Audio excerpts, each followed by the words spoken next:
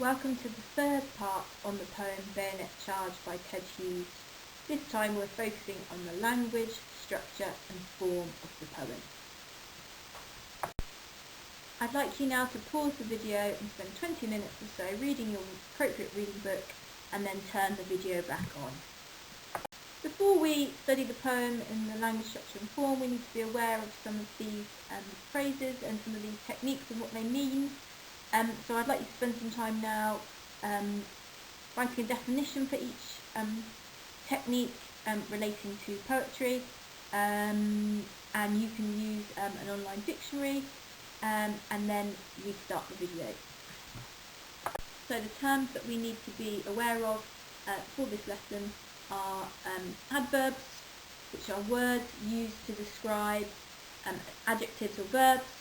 They often explain how something is done, so gently, quickly, quietly, suddenly, etc. Pronouns refer to people, for example, I, you, he, she, it. Stanza is the main building blocks of a poem. They're units of poetry composed of lines that relate to a similar thought or topic. We almost think of them as paragraphs of poetry. Double meanings are things that have two meanings just from one phrase. Alliteration are words near each other which begin with the same sounds. Imagery, which can include violent imagery, distressing imagery, natural imagery, images or pictures written about in the poem which are made really clear for the reader to see. Simile is comparing two things using like or as. Personification is giving non-human objects human features. A dash is a punctuation mark, the line which is used to show a pause. Caesura is a pause in the middle of a line, which is normally shown by a comma. Onomatopoeia is the creation of a word from a sound that's connected to it. A noun is a person, a place, an object or a thing. And finally, a list is a number of connected items that are written one after the other, and they are usually separated by commas. So make sure you understand what all of these things are, because we're going to be looking at them in the poem now. So I'd like you to spend some time now reading through the poem again and trying to pick out as many of the features as you can, the definitions, the techniques that we've just been studying. See if you can find them in the poem. What else can you find in the poem? What other interesting language features can you pick out? And then turn the video back on to check your answers. So you need to check your answers and add notes for the poem. So the poem starts and suddenly he awoke. The adverb suddenly and the pronoun he make it sound as if the soldier's in a confused and vulnerable state. It sounds like a nightmare situation, but it does confirm that it is a real situation. Double meaning in raw then is the discomfort of the soldier, but also the fact that he's got very little experience of combat or fighting. He's full of inexperience. Then we have the alliteration in line 2 of hot, his, heavy, and that repeated H sound emphasises the really heavy breathing of the soldier as he runs. He's really out of breath. We have in line 5 bullets smacking the belly out of the air, the violent imagery, and the onomatopoeia here describes the impact of the sound of the shots smacking. That onomatopoeia really emphasises the sound and the violent images that we can see. The rifle as numb, it's numb as a smashed arm, is a simile. It's telling us how heavy the weapon is and how useless it's becoming. He's just having to carry it along. It's not really benefiting him, and it's used to show the likely injuries that him and other soldiers will face. The patriotic tear is personification, because the patriotism has actually just turned to fear and panic. Heroic ideals have been replaced, that were heroic ideas in the past have just been now replaced by pain. And that simile of sweating like molten iron, you know, his patriotism has purely turned into fear, which has become sweat. So continue to add to your notes for the second stanza.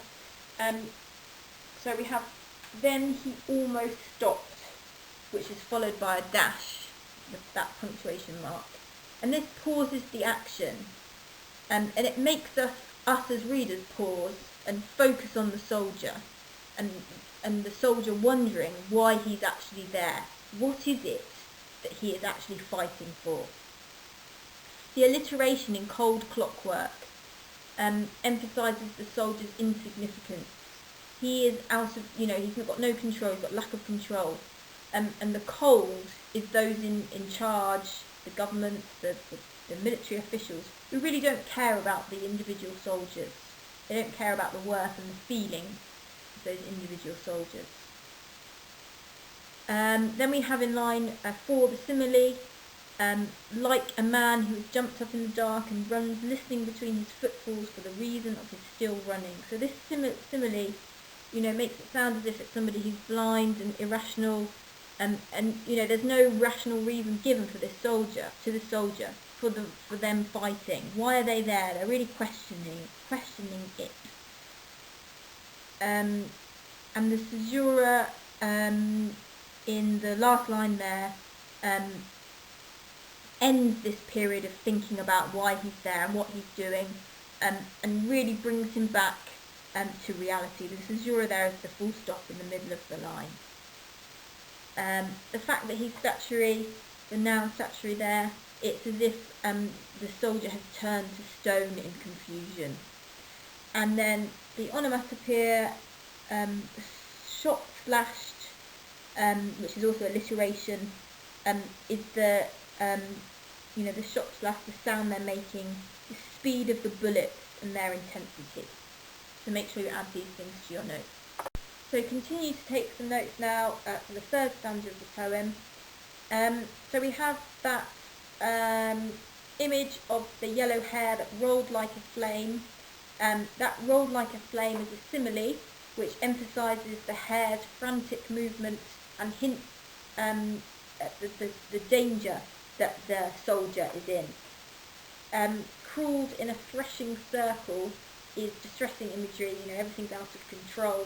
And a threshing circle is an agricultural term used to suggest nature is affected by the war.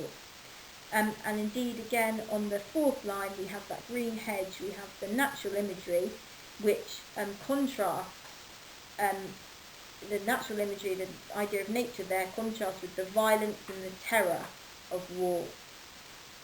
In line 5 and 6 there, we have a list of reasons given that people are persuaded to go to war in the first place, that they'll have honour, that they'll be dignified, but now these things have become not even worth listening to, and they're really basic.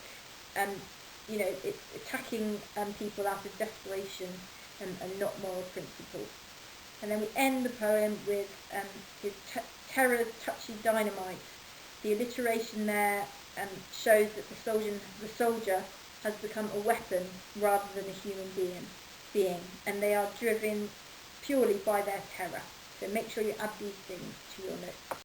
Okay, I'd like you to do some research and find a definition for the poetry techniques, kind of relating more to form and structure, and you can use an online dictionary to do this and make a list of them. So we have in medias res, enjambment, stanza, uneven length line, irregular rhythm, narrator, and pronoun. So the definitions then, in medias res means that something starts right in the middle of the action. Enjambment means lines that run on and don't end with punctuation, so they don't end with a full stop or a comma.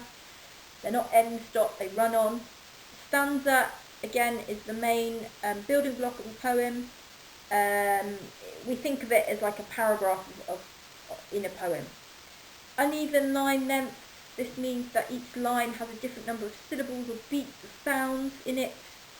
Irregular rhythm means there is no pattern to the number of syllables or beats or sounds across the poem, that you can't really measure it.